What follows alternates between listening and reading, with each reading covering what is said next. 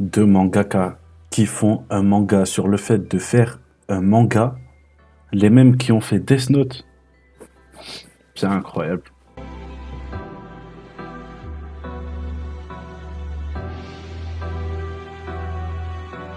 Donc avant de commencer la vidéo, je me présente. C'est mon début sur YouTube. Je m'appelle Mitch, j'ai 22 ans. J'habite dans le sud de la France. J'adore l'univers des mangas. D'ailleurs, si vous n'êtes pas trop manga, c'est pas grave. Dans ma chaîne YouTube, je compte faire des choses diverses et variées.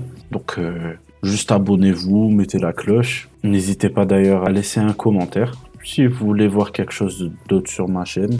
Et je peux travailler sur tout type de vidéos que vous souhaitez. J'essaye de m'ouvrir un maximum possible à une communauté plus large. Voilà.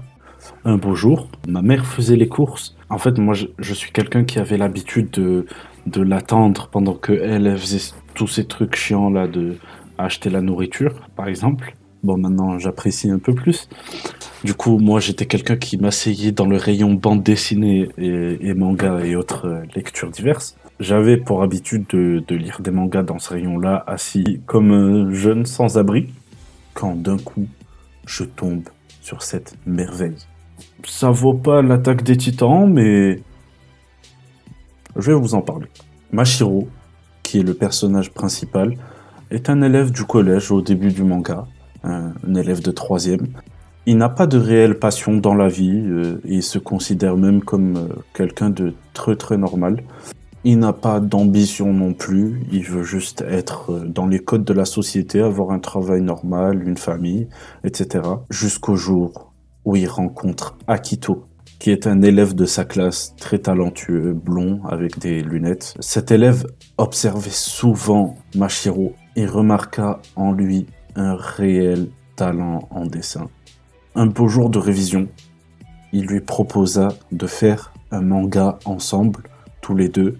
Donc lui est plus talentueux dans tout ce qui est écriture, tout ça. C'est un très bon élève de troisième. Il proposa à Mashiro de faire tout ce qui est dessin. Parce qu'un manga, c'est une histoire et c'est les dessins. Quand on mélange tout ça, ça donne ça.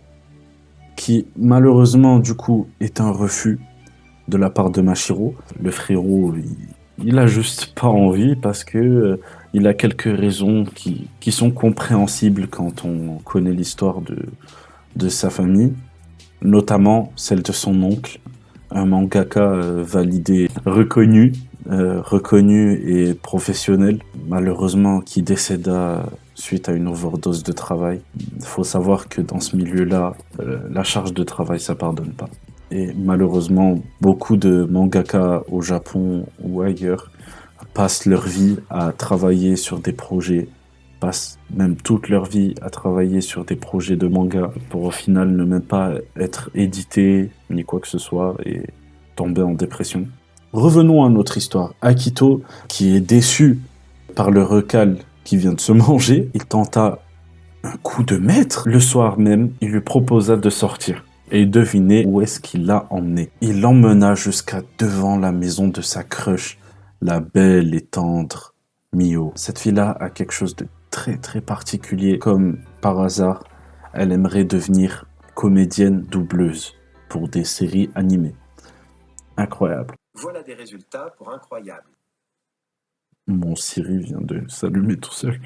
Donc Akito sonne à la porte, puis Mio descend et les rejoint. Ce dernier commence la discussion en disant que tous les deux étaient d'accord pour faire un manga. Donc le visage étincelant de Mio face à cette nouvelle qui était très très contente. Donc le frérot s'est retrouvé dans un piège, il pouvait que accepter vu que sa crush ultime était contente pour lui pour le projet incroyable. Donc pris au piège, il lui dit ouais, j'ai pour but de faire ça, ouais. Ouais. On peut dire qu'il a totalement perdu ses moyens.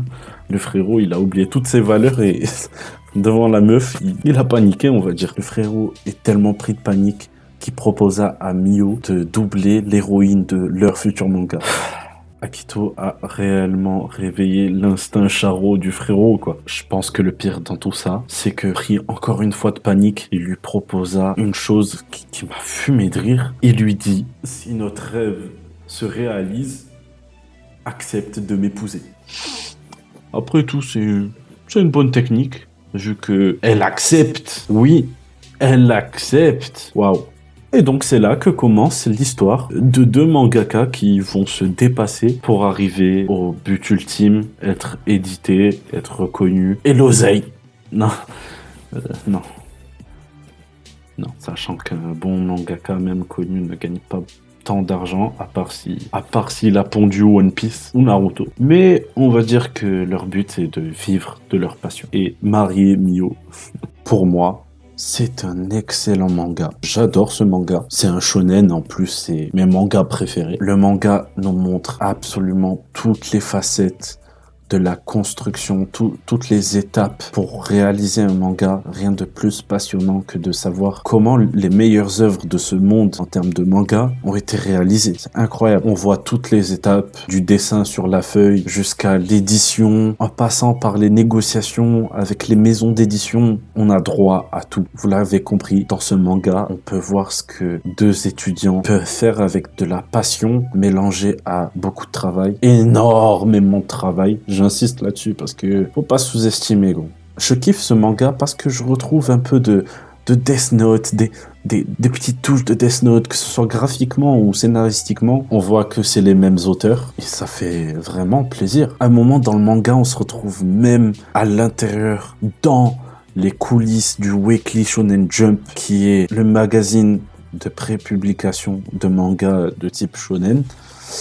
Créé par la Shueisha. La Shueisha, qui est la meilleure maison d'édition au Japon de manga, bien évidemment. Les frérots, ils ont édité My Hero Academia, One Piece, Naruto, Dragon Ball et autres. Que dire? C'est les GOAT. Et c'est ça qui est intéressant, de voir tout le côté pro dans ce milieu qui est tellement sous-estimé par rapport au fait que ça soit un divertissement, tu vois. On en apprend énormément sur la construction d'une œuvre et croyez-moi, ça change ta vision lorsque tu lis un manga. Il y a un avant-après. Après avoir lu ce manga, tu sais comment un manga a pu être écrit. Vous voyez ce que je veux dire? Tu remarques certains détails que tu ne connaissais même pas avant. Pour conclure, les frères, si vous aimez l'univers des mangas, foncez, tout simplement. C'est une masterclass. Comme j'ai dit tout à l'heure, ça vaut pas un One Piece, mais c'est quand même bon pour la culture de lire ce type de manga.